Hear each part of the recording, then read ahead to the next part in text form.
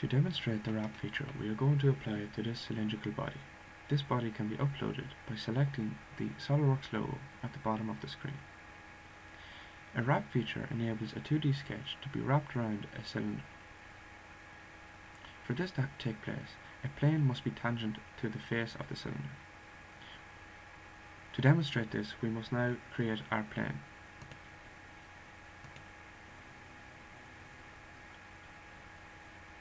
The reference geometry plane is asking me for a reference. For this, I will use my first plane, and I will use a distance of 60 mm.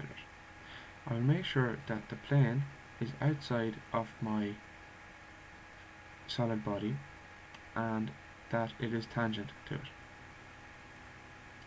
When I am happy with that, I will confirm it.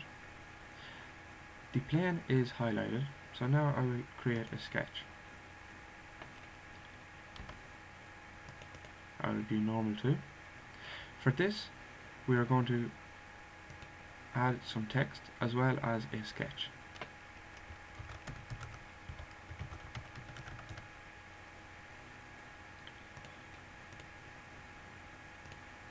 We will change the size of the font,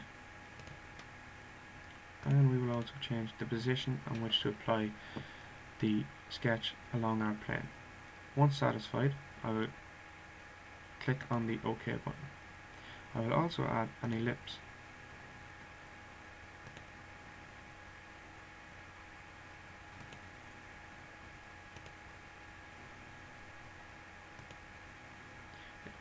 For this demonstration, I am not going to define any of my sketches.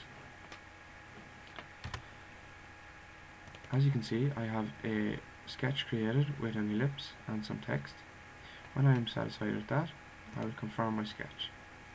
I will then select my wrap feature tool in my features ribbon.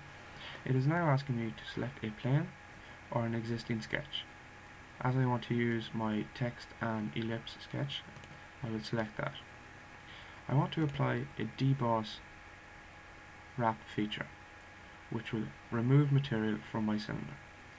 It is asking me for which face to apply the wrap sketch, and I will select my cylinder. As you can see, a preview of the wrap feature is applied. I would like to remove 4 mm of material, and when I'm satisfied, I will confirm my feature.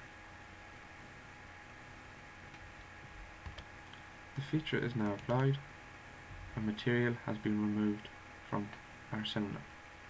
Please try this now.